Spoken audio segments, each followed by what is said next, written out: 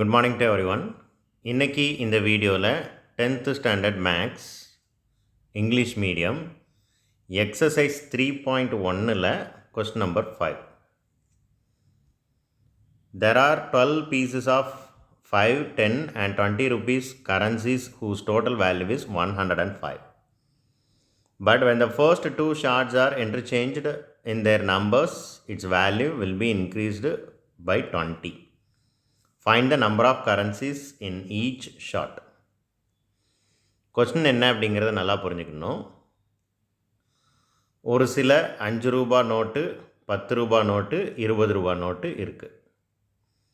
எத்தனை 5 ரூபா நோட்டு இருக்குது, எத்தனை 10 ரூபா நோட்டு இருக்குது, எத்தனை 20 ரூபா நோட்டு இருக்குது அப்படிங்கிறது தெரியாது. ஆக்சுவலாக அதை தான் கண்டுபிடிக்க போகிறோம். அதுதான் சம்.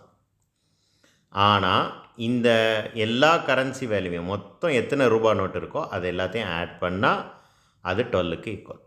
அப்போ நம்ம என்ன செஞ்சுக்கிடுவோம், நம்பர் ஆஃப் கரன்சி ருபீஸ் நோட்ஸை எக்ஸ்ன்னு வச்சுக்கிடுவோம், நம்பர் ஆஃப் 10 ருபீஸ் நோட்ஸை ஒய்ன்னு வச்சுக்கிடுவோம், நம்பர் ஆஃப் 20 ருபீஸ் நோட்ஸை இசட்னு வச்சுக்கிடுவோம். அப்போ x plus y plus z equal to 12. இதுதான் ஈக்குவேஷன் நம்பர் 1. ஓகேவா, புரியுதா?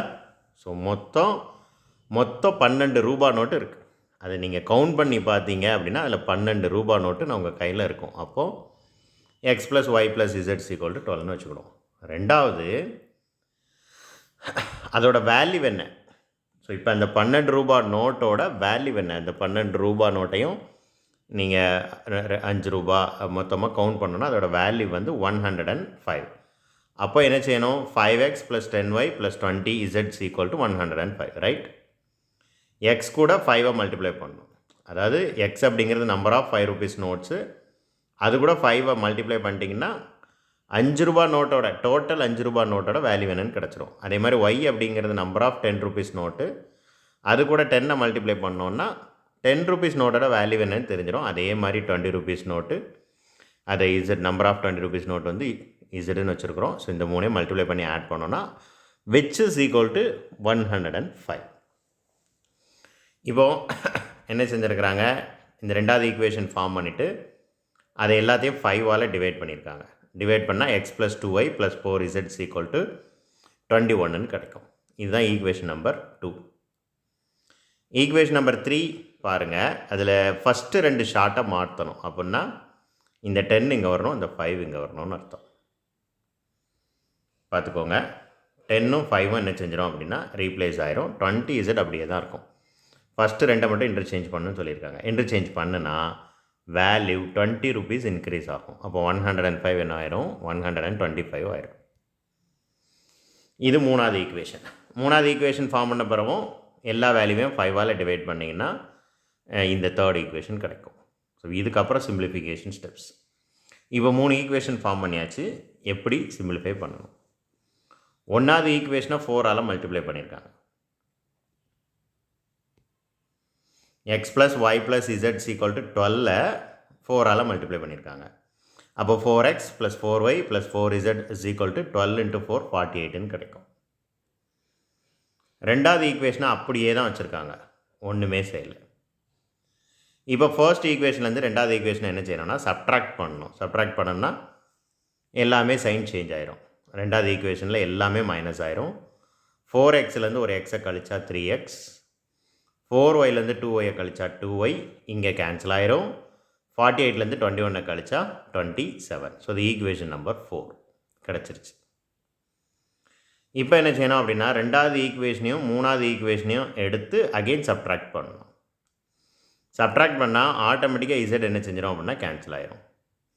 இங்கே எக்ஸ்லேருந்து 2xை கழிச்சா -x, 2yலேருந்து ஒய்யை கழிச்சா +y இஸ் ஈக்குவல் டு 21லேருந்து 25 கழிச்சா -4.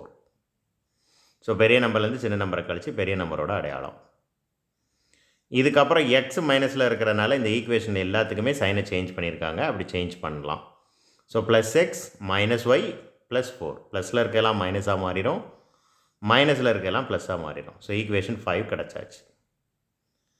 ஸோ ஃபஸ்ட்டு 2 ஈக்குவேஷனை எடுத்து எந்த வேரியபிளை ரிமூவ் பண்ணுறோமோ, இங்கே 1ஐயும் 2ஐயும் எடுத்து இசட் என்ன செஞ்சோம் ரிமூவ் பண்ணோம். அடுத்தும் கண்டிப்பாக என்ன செய்யணும்னா அடுத்த 2 ஈக்குவேஷன் எடுக்கும்போதும் இசட்டை தான் என்ன செய்யணும் அப்படின்னா ரிமூவ் பண்ணணும். இதுதான் ஃபர்ஸ்ட் கண்டிஷன்.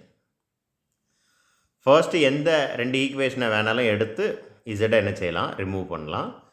இசட்டை தான் ரிமூவ் பண்ணணும்னு அவசியம் இல்லை, எந்த வேரியபிளை வேணாலும் ரிமூவ் பண்ணலாம். அது சம்மை பொறுத்து சேஞ்ச் ஆகும். ஸோ ரெண்டாவது எடுக்கும்போது இந்த 2 ஈக்குவேஷனை தவிர 3வது ஒரு ஈக்குவேஷன் இருக்கும் இல்லையா, அந்த ஈக்குவேஷன் கண்டிப்பாக வரணும். இந்த 2 ஈக்குவேஷனை ஏதாவது ஒரு ஈக்குவேஷனை எடுத்துக்கலாம். ஸோ இப்போ நம்ம என்ன செஞ்சாச்சு, சிம்பிளிஃபை பண்ணியாச்சு. இப்போ ஈக்குவேஷன் 4 and 5 கிடச்சிருச்சு. இங்கே 2 வேரியபிள் தான் இருக்கும். மறுபடியும் இதை என்ன செஞ்சுருக்கிறோம், சால்வ் பண்ணுறோம். இப்போ என்ன செஞ்சுருக்காங்க, ஈக்குவேஷன் 4 அப்படியே தான் இருக்குது. 5 மட்டும் 2ஆல் மல்டிப்ளை பண்ணியிருக்காங்க. இந்த ஈக்குவேஷனை 2ஆல் மல்டிப்ளை பண்ணியிருக்காங்க. மல்டிப்ளை பண்ணால் பாருங்கள், மல்டிப்ளை பண்ணி ஆட் பண்ணால் போதும். ஏன்னா இங்கே ப்ளஸ் அண்ட் மைனஸ் இருக்குது. 3x + 2x 5x ஆயிரும். இங்கேயும் ரெண்டையும் ஆட் பண்ணால் 35. 5x = 35, x = 35 divided by 5 which is equal to 7. இப்போ 7 அப்படிங்கிற வேல்யூவை இந்த 4 and 5ல் ஏதாவது ஒரு ஈக்குவேஷனில் சப்ஸ்டிடியூட் பண்ணலாம். அவங்க இருக்கிறதுலே சின்ன ஈக்குவேஷன் 5th ஈக்குவேஷனில் சப்ஸ்டிடியூட் பண்ணியிருக்காங்க. எக்ஸுக்கு பதிலாக 7 - y = 4. 7 அடுத்த சைடு வரும்போது -7 ஆயிரும். அப்போ 4 - 7 = -3 ஆகும். ரெண்டு பக்கமும் மைனஸ் இருக்கிறதுனால மைனஸ் கேன்சல் ஆயிரும். y = 3. இப்போ x = 7, y = 3 இந்த ரெண்டு வேல்யூவையும் எடுத்து ஈக்குவேஷன் 1, 2, 3ல் ஏதாவது ஒன்றில் சப்ஸ்டிடியூட் பண்ணலாம். 1 தான் இருக்கிறதுலே சிறுசு, அதில் தான் சப்ஸ்டிடியூட் பண்ணணும். ஸோ 7 + 3 10. 10 அடுத்த சைடு கொண்டு போங்க. 12 - 10 2. இசரோட வேல்யூ வந்து 2. ரொம்ப ஈஸியாக கிடச்சிருச்சு. So that's all. எக்ஸோட வேல்யூ வந்து 7, ஒய்யோட வேல்யூ வந்து 3 அண்ட் இசட்டோட வேல்யூ வந்து 2. தேங்க்யூ.